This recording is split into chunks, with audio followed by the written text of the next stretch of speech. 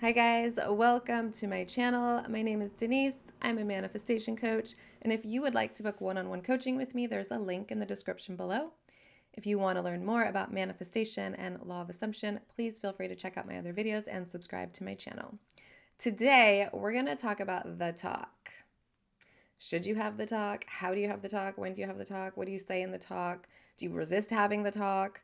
All that good stuff. So, I want to start by reminding you that your 3D reality is the manifestation of your state of consciousness.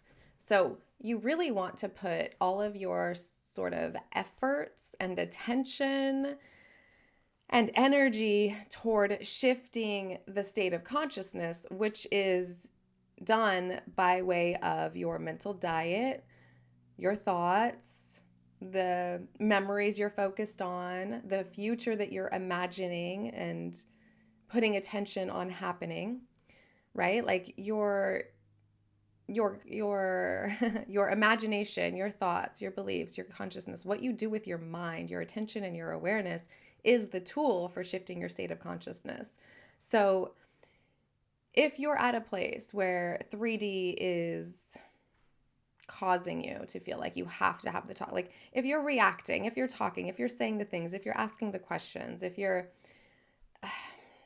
arguing against your SP for what kind of relationship you want, things like that, it's okay. Like, don't try to suppress all of that because that's not going to end well for you.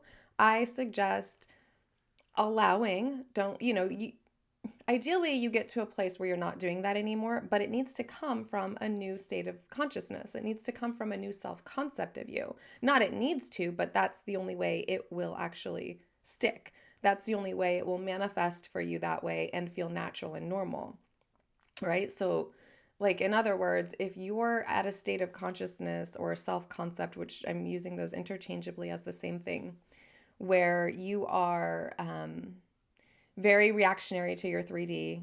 You want to talk about all these things or even argue about all these things with your specific person.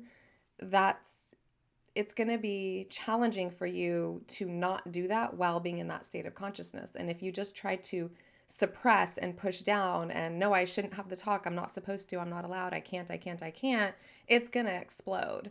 Like, so you're better off kind of letting it out. I'm not saying, I'm not encouraging it. I don't want you to, oh, good, I'm going to just go off. But honestly, you can say and do anything as long as you can afterward practice revising it, tell yourself it doesn't mean anything, affirm that it doesn't matter, they're over it, they've already forgotten, you guys have already moved on, it brought you closer together. All those things are totally fine and okay to do. You know, you're the operant power. So you can only mess this up if you think you can mess it up. You only will mess it up for as long as you're telling yourself you're messing it up. In other words, even if you're in a place where you're like, ah, shit, I'm messing this up, that's okay. You can change that. You can get into the place where you're like, oh yeah, it's all good. I can't mess this up. So, and I've learned through this experience that resisting doing something when the something you want to do is in alignment with your state of consciousness, it can be very tricky and it can turn into sort of a suppression of emotions and it can make people more depressed and more anxious and more uncomfortable and more displeased. So, I would encourage finding ways to sort of give yourself grace and allow yourself the space to react or to have conversations if that's where you're at. But what I really want you to practice and focusing on is what you're thinking in here. And I want you to start imagining not the conversation, because somebody asked about that recently. Don't imagine yourself having and when I say the conversation, it could be about anything in your relationship, but more often than not, it's what are we? Is this a relationship? Where is this headed? What are your plans with me? And I want to point out all of that is coming from the perspective of, or the state of consciousness of, I'm not the operant power. You have free will. You're deciding what you want, and I'm hoping that it's what I want too. So I want you to start there internally with that story. Oh, yeah, I'm the operant power. Everyone is me pushed out. They want what I want.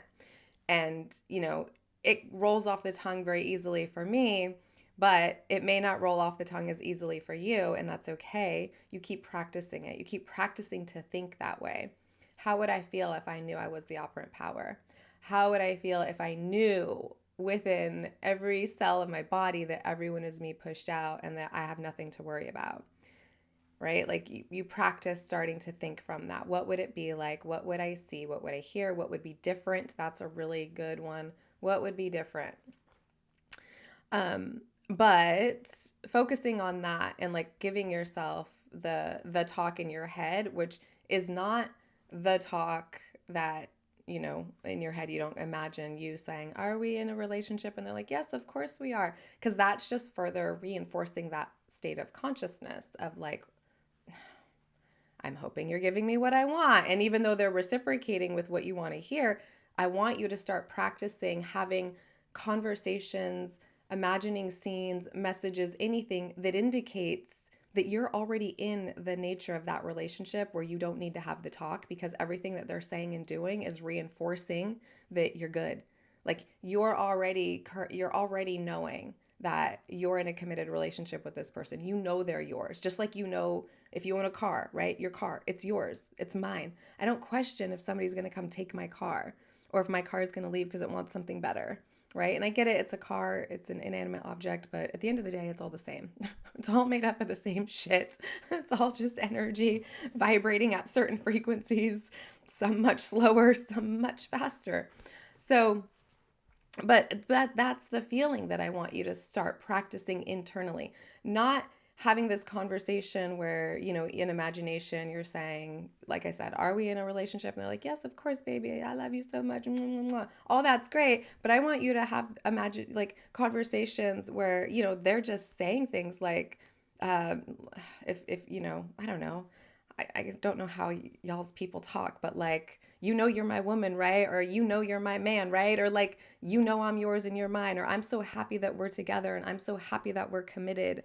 Uh, I love being faithful to you, like anything like that. And then just imagining, like, what are the other things that they could be saying and doing that would indicate that y'all are in that type of relationship? And that's what I want you to focus on in imagination, not having the conversation and it going your way. Let's go past that. I want you to focus on they're already saying and doing all the things that they would be saying and doing if we were in a committed relationship. And I'm practicing an imagination to give myself that because I'm learning how to start feeling as the benefactor of all of that. Right? That's what all of this is. Like affirmations and inner conversations and everything we're doing where we're imagining people outside of us in a loving way and giving us what we want. You're doing that to encourage, not that's not the best word. I can't think of the exact word right now. To instill within you to connect with the feelings of the one that's receiving all of that. That's it, right? So that's the self-concept part. Like you're thinking they're doing these things, you're imagining someone else which isn't really outside of you, it's just a reflection, but you're imagining that your person is saying and doing all these things, but ideally you're imagining it to the point of, and how do I feel as the benefactor of that? How do I feel on the receiving end of that? That's how far I want you to go with your inner conversations, your imaginal scenes, your mental diet, your affirmations, your scripting sessions. I want you to you keep going into the state of and this is how I feel as the person being showered with all of this adoration. Okay? So that's what I would encourage. Don't resist and try not to have the talk to the point where you're suppressing your emotions and you're struggling and it's making you question your mental stability. You know, express it, let it out how you need to. Also, if you can, a great way to do it is to do it in writing, right? Instead of in the 3D. But again, like don't try to suppress. Trust that you're all good, everything's okay. You're shifting states, you're shifting states, you're shifting states. And until you shift a state, it can be very difficult to act or be authentically from your desired state. So don't try to pressure yourself. You'll get there. It's a process. It's all good. You're doing great. You've got this. You can only mess it up if you believe that you can. And even that, eventually, if you're in a state where you're believing you can, you'll get yourself to where you go, "Oh yeah, I'm now in the state where I know it's all good." Because you'll basically mess it up so many times and get it back so many times that you'll go, "Oh yeah, it's all good." Like that's what I did. So, you're fine. You're doing great. Focus internally on your desired conversations, your desired messages, your desired situations, circumstances, and scenarios, and ultimately your desired feeling of being the one that's chosen, feeling secure, feeling safe, knowing you're loved, knowing you've got nothing to worry about, knowing it's yours. That's mine. That's mine. It's mine. All good. All right. Okay. Love you guys. I'll see you next video.